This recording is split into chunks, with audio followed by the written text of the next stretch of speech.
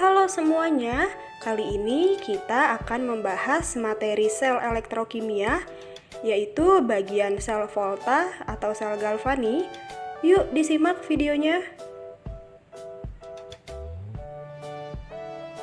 Sel Volta atau sel Galvani adalah jenis sel elektrokimia yang mengubah reaksi kimia menjadi energi listrik. Reaksi kimia yang terjadi adalah reaksi redoks spontan. Susunan sel Volta adalah sebagai berikut. Yang pertama ada elektroda, bisa dilihat pada gambar ya, sudah diberi tanda. Nah, elektroda ada dua jenis. Yang pertama katoda dan yang kedua anoda, di mana katoda memiliki kutub positif dan mengalami reaksi reduksi. Sedangkan anoda memiliki kutub negatif dan mengalami reaksi oksidasi. Yang kedua ada larutan elektrolit, yaitu suatu larutan yang dapat menghantarkan arus listrik. Yang ketiga ada jembatan garam, yaitu suatu pipa berisi agar-agar yang mengandung garam. Dan yang keempat ada voltmeter, yaitu suatu alat untuk mengukur tegangan listrik pada sel Volta. Untuk memahami prinsip sel Volta, mari kita simak percobaan berikut ini. Berikut adalah animasi dari percobaan sel Volta. Di sini sudah terlihat ada dua buah gelas beker yang di sebelah kiri dan di sebelah kanan. Untuk gelas beker yang di sebelah kanan, di sini kita pilih dulu elektrodanya. Kita gunakan logam Zn atau seng sebagai elektroda. Lalu, untuk larutan elektrolitnya, kita gunakan ZnNO3 dua kali atau seng nitrat dengan konsentrasinya 1 molar. Untuk gelas beker yang di sebelah kiri, kita gunakan elektrodanya logam Cu atau tembaga dengan larutan elektrolitnya CuNO3 dua kali atau tembaga nitrat. Di sini konsentrasinya juga sama, 1 molar. Kemudian kita nyalakan voltmeternya.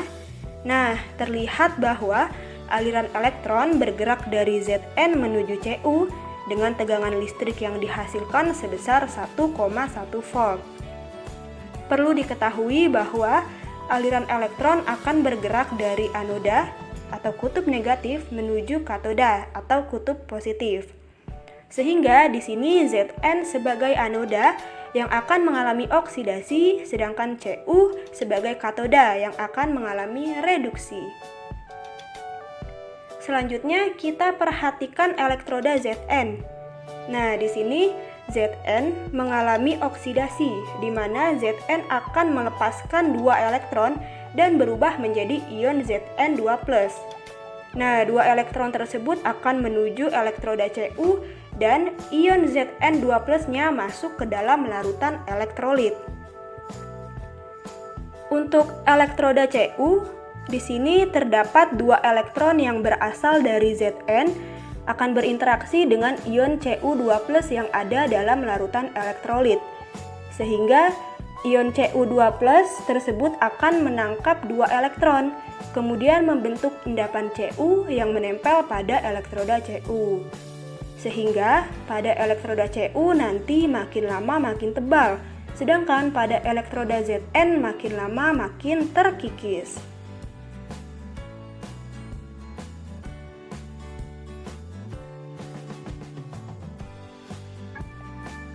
Sekarang kita perhatikan muatan elektrolit di anoda. Di sini terjadi kelebihan muatan positif, yaitu ion Zn2+. Nah, karena logam Zn berubah menjadi ion Zn2+ yang masuk ke dalam larutan elektrolit, sehingga nanti semakin lama ion Zn2+ semakin banyak.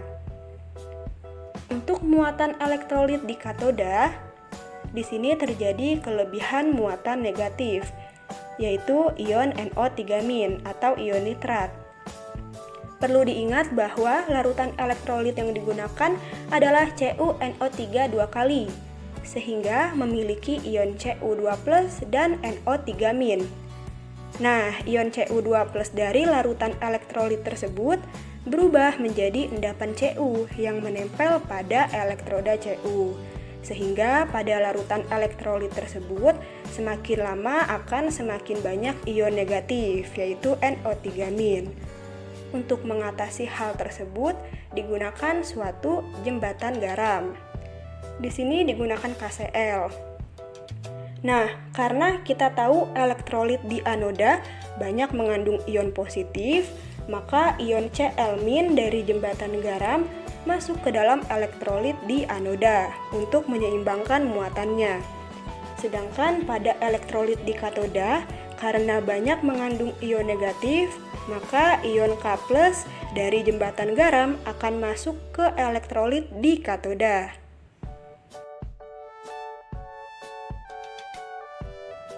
Sekarang kita bahas reaksi sel dan notasi sel. Pada animasi percobaan sebelumnya, kita tahu Zn sebagai anoda sehingga mengalami oksidasi, sedangkan Cu sebagai katoda sehingga mengalami reduksi. Nah, sekarang kita bahas anoda. Karena mengalami oksidasi, maka kita perlu mengingat konsep oksidasi, yaitu melepas elektron dan biloks naik. Di sini tertulis Zn tanda panah atau Zn membentuk Zn2+ plus 2 elektron. Artinya, Zn melepas 2 elektron dan membentuk Zn2+. Selain itu, biloksnya juga naik karena dari Zn yang biloksnya 0 menjadi Zn2+ yang biloksnya plus 2. Untuk reaksi di katoda, karena mengalami reduksi, kita perlu ingat lagi konsep reduksi, yaitu menangkap elektron dan biloks turun. Tertulis Cu2+ plus 2 elektron, tanda panah atau menjadi Cu. Nah, artinya Cu2+ menangkap 2 elektron kemudian membentuk Cu. Biloksnya juga turun dari Cu2+ yang biloksnya itu plus 2 akan menjadi Cu dengan biloksnya 0. Setelah menulis reaksi pada anoda dan katoda, kita dapat menuliskan reaksi sel. Nah, menulis reaksi sel dengan memisahkan reaksi pada anoda dan katoda yang terletak di sebelah kiri tanda panah dan di sebelah kanan tanda panah.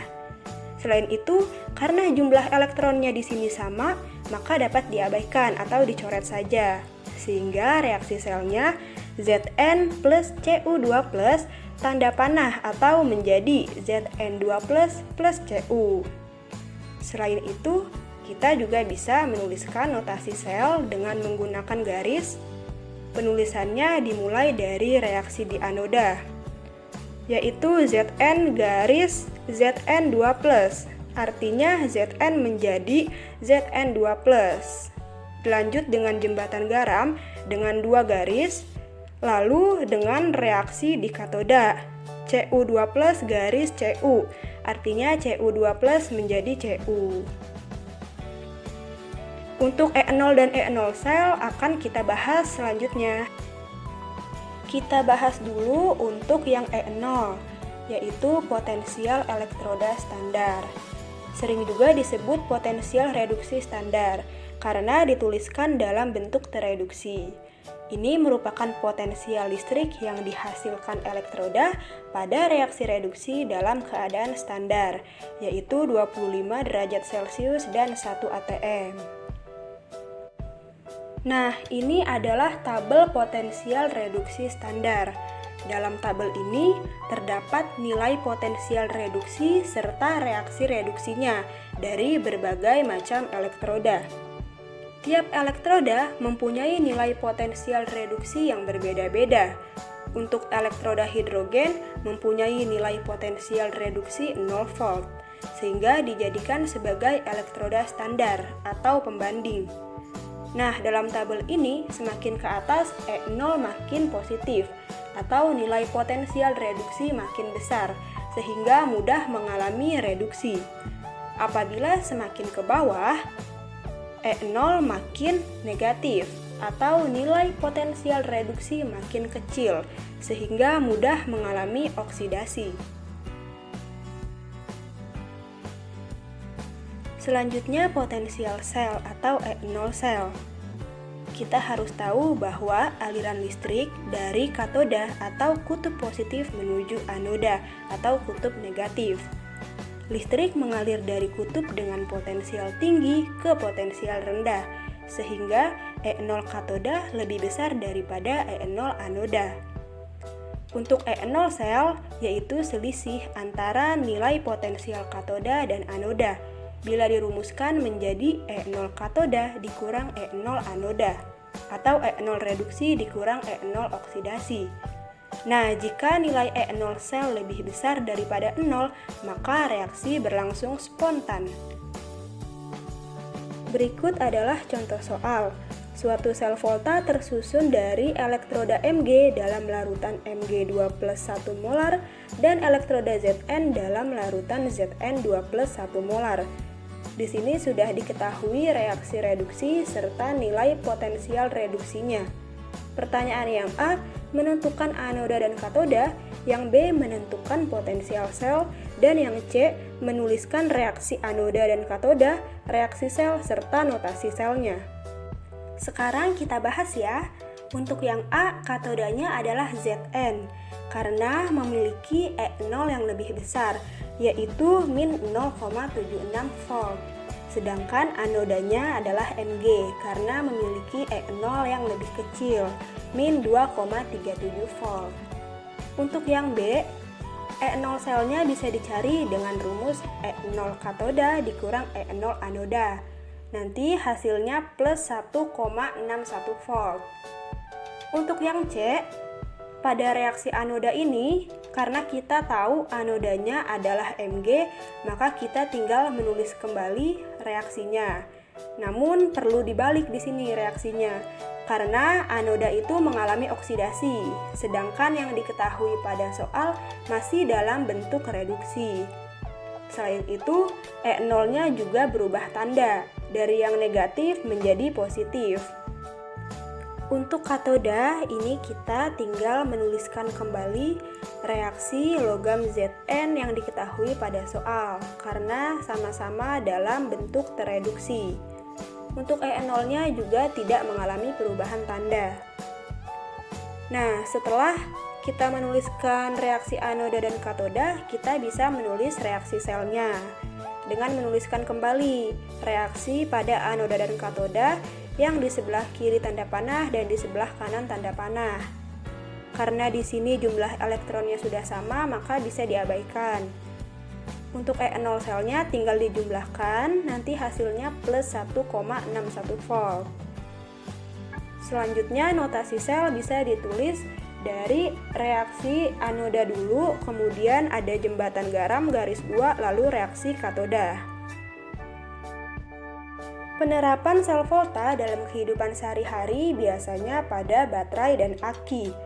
Yang pertama ada baterai biasa, ini paling sering kita lihat ya, biasanya untuk radio, senter, jam dinding, atau mainan. Yang kedua ada baterai perak oksida, biasanya pada arloji, kalkulator, dan kamera.